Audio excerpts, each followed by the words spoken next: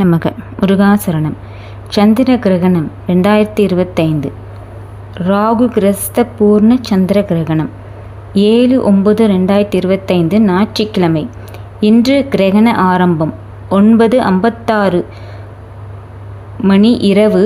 முழு கிரகண ஆரம்பம் 10:59 மணிக்கு. கிரகண மத்திமம் 11:41. முழு கிரகணம் முடிவு 12:23. கிரகண முடிவு 1:26 அதிகாலை. நிகழும் சுபஸ்ரீ விஸ்வாச வருடத்தின் முதல் சந்திர கிரகணம் வரும் 7/9/2025 ஞாயிற்றுக்கிழமை இரவு 9:56 முதல் நள்ளிரவு 1:26 மணி வரை சந்திர கிரகணம் உண்டாகிறது. கிரகண மத்திய நேரம் இரவு 11:41 மணி. கிரகண தோஷம். கிரகணம் ஏற்பட்ட நாட்களுக்கு முன்பும் பின்பும் 7 நாட்கள் கிரகண தோஷ காலமாகும். கிரகணம் உண்டான புரட்டாதி நட்சத்திரத்தில் 6 மாத காலம் சுப முகூர்த்தம் வைக்கக்கூடாது. கிரகணத்தின் போது செய்ய வேண்டியது: நித்தியப்படி தினசரி காலையில் குளித்துவிட்டிருந்தாலும் கிரகணம் ஆரம்பித்த பிறகு ஒரு முறையும் கிரகணம் முடிந்த பிறகு ஒரு முறையும் அவசியம் ஸ்நானம் செய்ய வேண்டும். கிரகண நேரத்தில் எதுவும் சாப்பிடக்கூடாது, தூங்கக்கூடாது, அனாவசியமாக எதுவும் பேசக்கூடாது, பாவக்காரியங்கள் செய்யக்கூடாது. ஆலயங்கள் நடைசாற்றி மூடிவிடுவதால் வீட்டிலேயே தெய்வ வழிபாடு செய்து கொள்ள வேண்டும். கிரகண காலத்தில் பித்ருக்களுக்கு தர்ப்பணம் செய்ய வேண்டும். முழு கிரகண நேரத்திலிருந்து கிரகண மோட்சம் என்று சொல்லக்கூடிய கிரகணம் முடியும் வரையில் தங்களுக்கு தெரிந்த மந்திரங்கள், சோஸ்திரம், வேத மந்திரங்கள் போன்றவற்றை ஜபம் பாராயணம் செய்வது நல்லது.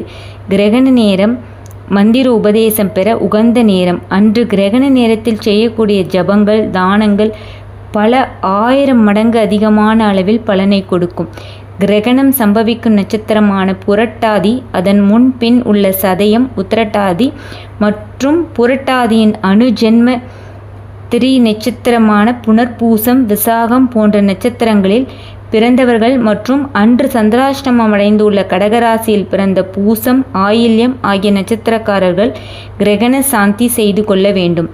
சாந்தி முறை: பச்சரிசியை வெள்ளை நிற பட்டு துணியில் கட்டி ஈய பாத்திரத்தில் வைத்து சிறிது தட்சிணையுடன் யாருக்கேனும் தானம் செய்து கொள்ள வேண்டும். 16 வயதுக்குட்பட்ட குழந்தைகளுக்கு அவர்த்தம் நட்சத்திரத்தில் கிரகணம் ஏற்பட்டால் அவர்களுக்காக பெற்றோர் இதனை செய்ய வேண்டும். சக்தி உள்ளவர்கள் ஈய பாத்திரம் தானம், வஸ்திர தானம், தானிய வகைகள் தானம், வெள்ளி தானம், உப்பு தானம், எல் தானம் செய்ய வேண்டும். பூஜை மணி தானம், எரியும் தீபத்தை தானம், கும்பதானம் செய்யலாம். ஏழை எளிய மக்களுக்கும் உடல் ஊனமுற்றோருக்கும் மாற்றுத்திறனாளிகளுக்கு தானம் செய்யலாம். சந்திர கிரகணத்துக்கு பிறகு 7 நாட்கள் அதன் தாக்கம் இருக்கும் என்பதால் மேற்படி 7 நாட்களில் தானம் செய்யலாம். கிரகணத்துக்கு முன்பாக மோர், பால், எண்ணெய் பொருட்களில் ஜலத்தில் 2 எள் அல்லது தர்ப்பைக்கட்டை போட்டு வைக்கவும். கிரகணத்தின் முன்பாக எதையும் சமைக்க வேண்டாம். கிரகணம் விட்ட பிறகு ஸ்நானம் செய்துவிட்டு அதன் பிறகு சமைத்து சுவாமிக்கு நிவேதனம் செய்துவிட்டு பிறகுதான் சாப்பிட வேண்டும். கிரகணத்துக்கு 12 மணி நேரம் முன்பாக எதையும் சாப்பிடக்கூடாது. மறுநாள் சூரிய உதயத்துக்கு பிறகு சூரியனை தரிசனம் செய்த பிறகு உணவு அருந்தலாம். கிரகணத்தின் போது உணவு விஷம் என்று சொல்லக்கூடிய நோய் அணுக்கள் உண்டாகக்கூடும். அது வயிற்றில் உள்ள உணவுக்கும் விஷத்தன்மை உண்டாக்கும் என்பதால் உணவு விஷயத்தில் கவனம் தேவை. இந்த கிரகண காலத்தில் எந்த தியானம் செய்தாலும் 1000 மடங்கு புண்ணியம் சேரும். சந்திர கிரகணத்தை சாதாரணமாக வெறும் கண்களால் அனைவருமே பார்க்கலாம். இந்திரன், அக்னி, யமன், நிருத்தி, வாயு, வருணன், குபேரன், ஈசானன் என்று சொல்லக்கூடிய அஷ்டதிக் பாலர்களை ஒரு புது வெள்ளை நிற துணியில் பென்சில் அல்லது சிகப்பு கொண்டு எழுதி கொள்ள வேண்டும். அதனை ஒரு சிறு பனை ஓலையில் எழுதி கொள்ள வேண்டும்.